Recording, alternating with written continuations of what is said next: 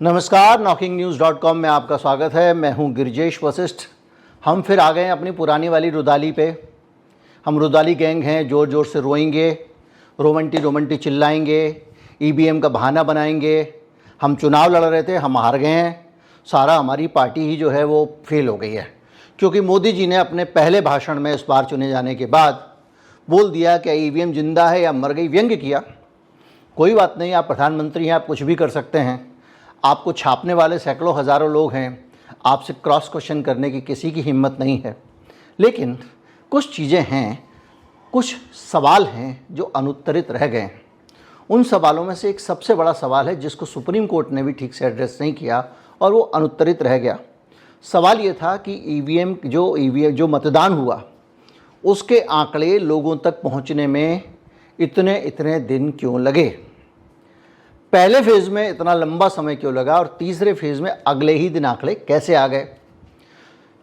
ये सारा जो मामला है ये बड़ा मामला है। अब इस मामले को जब आप कंपाइल करते हैं, इसका डाटा खोदते हैं, तो आपको पता चलता है कि चुनाव आयुक्त कह रहे हैं कि जो उन्होंने कारण बताया प्रेस कॉन्फ्रेंस में, फ़ोटो देखिए, हवाई जहाज़ से आता है, मतपेटियाँ पैदल चल के लानी पड़ती हैं, देखिए ऊँट पे लाद के लाई जा रही हैं, ये सारी चीज़ें वो बता रहे थे। यानी कहीं दूर बहुत बड़ा काम है ये ऑपरेशन, इसमें बहुत तकलीफ़ होती है, लोग कैसे कैसे जाके चुनाव कराते हैं। जिस तरह से आप चुनाव करा रहे हैं वो लोग, वो उन्हीं इलाकों में रोज़ वैसे ही जाके ड्यूटी करते हैं। चुनाव आयुक्त महोदय, वो जो वहाँ पे गए हुए हैं, जो शिक्षक हैं जिनको आपने 2 समोसे में लगा दिया चुनाव की ड्यूटी पे, ये वही लोग हैं, वहाँ वैसे ही रोज़ काम करते हैं। खैर, हमारे लिए वो उनकी डायलॉगबाजी, उनका दिक्कत ये है कि उनको अगर वो वैसे आदमी जिनको अगर आपने 100 रुपये का सामान लेने भेजा और आपने अगर पूछ लिया कि भैया 75 का सामान आया, बाकी 25 कहाँ हैं, मेरे पे भरोसा नहीं क्या, ये नहीं क्या, वो नहीं क्या, आप तो हमेशा इस तरह की बातें करने लगने वाले। पूरे टाइम में चुनाव आयोग ने एक भी सीधा उत्तर नहीं दिया। लोगों ने पूछा कि भैया आपकी ये जो आंकड़े लेट क्यों आए हैं, तो बताना चाहिए था, स्पेसिफिक जानकारी देनी चाहिए थी कि ये फलां स्टेट में आंकड़े इसलिए लेट आए क्योंकि ये 4 कॉन्स्टिट्यूंसी हैं जो दूर दराज इलाके में पड़ती। ना, ऊट से बिठा के पूरे देश पे उस चीज़ को लागू कर दिया, जनरलाइज कर दिया, ओवर सिंप्लीफाई कर दिया, जैसे कि आईटी सेल वाले करते हैं। ऊपर से उन्होंने बस टूल किट बोलते बोलते रह गए, मुंह से निकल गया उनके, और बाकी सारे आरोप लगा दिए। अब मैं आपको आंकड़े दे रहा हूँ। आंध्र प्रदेश में कौन से ऐसे दूर दराज के इलाके हैं मैं जानना चाहता हूँ, और कौन से ऐसे इलाके हैं जहाँ से ऊँट पे बैठकर मतपेटियों के आंकड़े लाने पड़ते होंगे, जहाँ से पोलिंग पार्टी पैदल हज़ारों किलोमीटर चल के आती होगी। मैं मानता हूँ कि जो इलाके छत्तीसगढ़ से जुड़े हुए कुछ इलाके हो सकते हैं, लेकिन जो दूर दराज के इलाके हैं वहाँ पर वोटों का भी कंसंट्रेशन कम होता है। छोटे छोटे गांव होते हैं, वहाँ पर छोटे छोटे बूथ में छोटे छोटे वोट पड़ते हैं। ऐसा नहीं होता कि वहाँ पे हज़ारों की तादाद में वोट पड़े। तो आंध्र प्रदेश का जो अब आंकड़े जो निकल के आ रहे हैं, आंध्र प्रदेश में जब वोटिंग का पहला जो आंकड़ा आया था और फाइनल आंकड़ा आया, उसमें मतदान की रात में और फाइनल आंकड़ा जो आया उसमें 17 लाख वोट बढ़ गए, 17,20,000। देरी होती है, लेकिन इतनी देरी थी कि 17 लाख वोट लेट आए। तो क्या इसका मतलब क्या हुआ? चुनाव आयोग ने इस पूरे ट्रांसपोर्टेशन को, डाटा के इस फ्लो को मैनेज ठीक से नहीं किया था। महाराष्ट्र दूसरे नंबर पे है, वहाँ 16,70,000 वोट लेट आए। मैं आपको चार्ट लगा रहा हूँ। इसके अलावा केरल में 11,40,000 वोट, जो वोट पड़ा था जिस दिन, उस दिन के आंकड़े और जो बाद के फाइनल आंकड़े आए उसमें अंतर आया है। असम में 10 लाख का अंतर आया है। आप देखते जाइएगा, पश्चिम बंगाल में 7,80,000 का अंतर आया है, कर्नाटक में 7,10,000 का, गुजरात में 5,50,000 का, बिहार में 4,60,000 का, मध्य प्रदेश में 4,30,000 का। मध्य प्रदेश में जितने दुर्गम इलाके हैं, दूर दूर तक आदिवासी इलाके हैं, इसमें अभी तक छत्तीसगढ़ का नाम नहीं आया है। छत्तीसगढ़ में आंकड़े आने में देरी क्यों नहीं हुई? छत्तीसगढ़ के अंदर अबूझमाड़ भी है, वहाँ पर बस्तर भी है, वहाँ पर गहरे जंगलों में कई दिन पैदल चल के लोगों को जाना पड़ता है, पोलिंग पार्टी को भी जाना पड़ता है। झारखंड के भी ऐसे बहुत सारे दुर्गम इलाके हैं, लेकिन उन इलाकों का यहाँ पर जिक्र नहीं है। राजस्थान भी इस लिस्ट में बहुत नीचे आ रहा है, जबकि राजस्थान में हालत ये है कि रेगिस्तान में चलते जाइए चलते जाइए, और जिस ऊँट के आप फोटो दिखा रहे थे वहाँ पे राजस्थान में मतपेटियाँ लेके या जो ईवीएम लेकर आना पड़ता है, उससे हो सकता है वहाँ इंटरनेट ना हो। तो ये जो आंकड़े हैं ये बता रहे हैं गुजरात, बिहार मैंने बता दिया, मध्य प्रदेश में बता दिया, तमिलनाडु में 3,90,000 वोट, राजस्थान में 3,80,000 वोट। इस तरह से अगर आप देखें तो तेलंगाना में 3,01,000 वोट, उत्तर प्रदेश में 2,70,000 वोट। भैया इस लिस्ट में उत्तर प्रदेश क्यों है? उत्तर प्रदेश तो वेल कनेक्टेड है। छत्तीसगढ़ में केवल 2,40,000 वोट बढ़े हैं फाइनल डेट तक, जो दुर्गम इलाकों का राज्य है। तो इस तरह से उत्तराखंड में 1,20,000 वोट, जहाँ पे पैदल पैदल गांव दुर्गम इलाके पैदल जा नहीं सकता आदमी। इसी तरह से 1,20,000 माफ़ कीजिएगा उत्तराखंड में। इसी तरह से मणिपुर में 1,20,000, वहाँ पे भी मानते हैं आदिवासी इलाके हैं। और ओडिशा में 1,01,000, यानी कुल मिला के 1,07,00,000 वोट, जिनको लेकर विवाद हो रहा है कि 1,07,00,000 वोट कैसे बढ़ गए पहले दिन और आखिरी दिन के बीच में। ये उन 1,07,00,000 का ब्रेकअप है। अब अगर इसको और सिंपल लॉजिक पे जाएं तो अगर 100 सीटों पे इन 1 करोड़ वोटों को आप मैप करो, 1-1 लाख वोट, तो एक सीट पे 1 लाख वोट होते हैं और काफ़ी मायने रखते हैं, वहाँ के परिणामों पे काफ़ी असर ये डाल सकते हैं। मैं ये नहीं कह रहा हूँ कि ये 1 करोड़ वोट सारे के सारे धांधली के वोट हैं, नतीजे आने में देरी भी हो सकती है। लेकिन इतनी देरी इस बार क्यों हुई? कौन कौन से इलाकों से नतीजे आने में ज़्यादा देरी हुई? कितने मतदाता उन इलाकों में बढ़ गए इस बार जो दुर्गम इलाके थे? कौन कौन से इलाके दुर्गम इलाके हैं और उनसे जो आंकड़ा आने में जो देरी हुई है, क्या वाकई वो देरी जायज़ देरी है?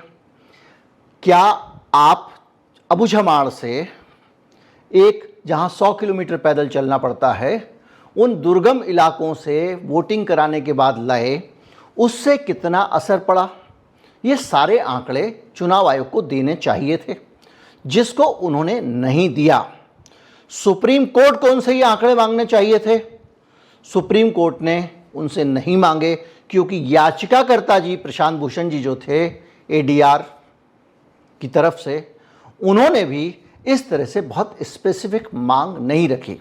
हमारा और किसी भी समझदार आदमी का सीधा सा तर्क होगा कि भाई आप अगर वोट डलवा के आंकड़ा दे रहे हो तो इस इंटरनेट के युग में, डेटा के युग में, गली गली डेटा घूम रहा है, मोदी जी ने कह दिया फ्री का डेटा हो गया, हमने तो ये कर दिया वो कर दिया, उस युग में भी चुनाव के आंकड़े क्यों नहीं आ पा रहे हैं?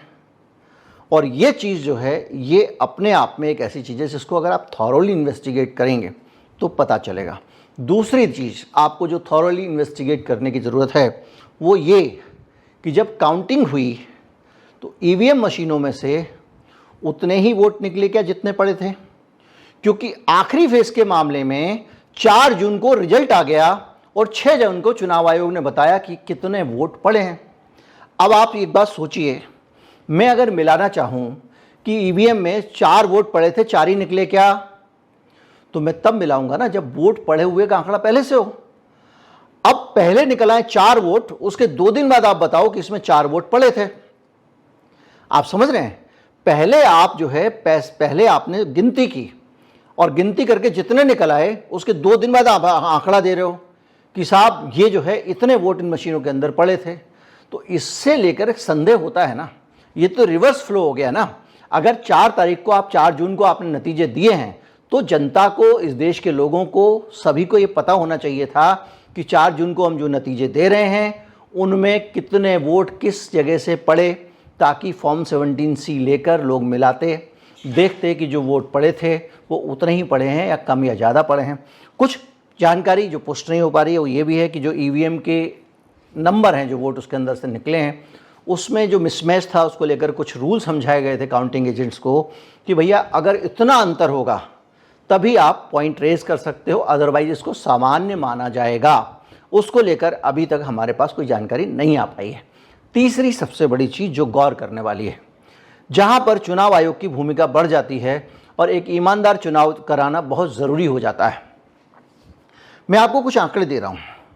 जयपुर ग्रामीण क्षेत्र में सिर्फ 1615 वोटों से जीत हुई है बीजेपी की, कांग्रेस का व्यक्ति हार गया। हालांकि यहाँ पर बीएसपी को 3850 वोट मिले, एक वोट कटवा वाली स्थिति बन गई। कांकेर जो है वो छत्तीसगढ़ में है, वहाँ के भोजराज नाग करके वहाँ लड़ रहे थे, वो सिर्फ 1800 वोट से जीते हैं और ये भी जो है भारतीय जनता पार्टी के कैंडिडेट हैं। 2678 वोटों से भारतीय जनता पार्टी के फर्रुखाबाद से मुकेश राजपूत जीते हैं। बांसगांव से 3150 कुल वोटों से कमलेश पासवान जीते हैं।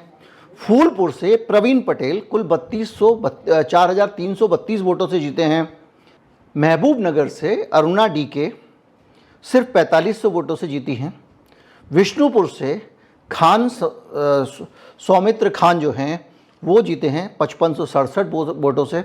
यानी ये जो आंकड़े हैं, ये आंकड़े अगर मैं इनको समराइज़ करूं, ये सब 2-2, 4-4, 5-5 हज़ार वालों के आंकड़े हैं।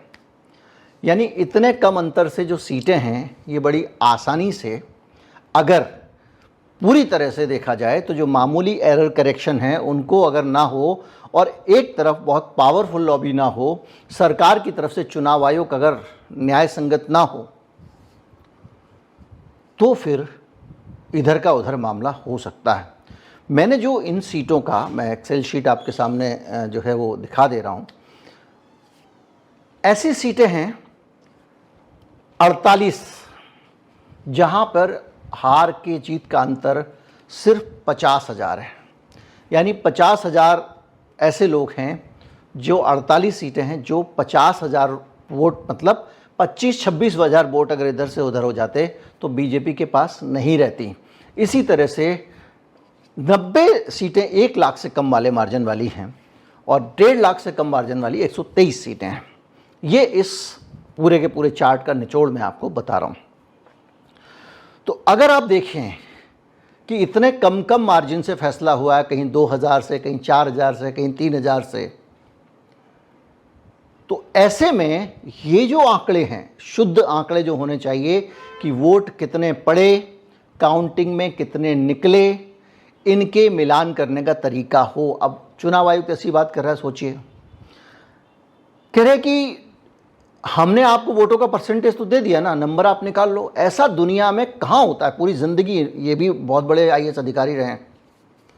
कोई अगर आपको ये कह दे कि साहब हमारे पास, हम आपको रॉ डाटा नहीं दे पाएंगे, हम आपको परसेंटेज बता देंगे, तो पहले डेटा आता दादा कि परसेंटेज पहले आता है? परसेंटेज निकाल के आप रख सकते हो, डेटा क्यों नहीं दे सकते? इसको देने में क्या दिक्कत थी?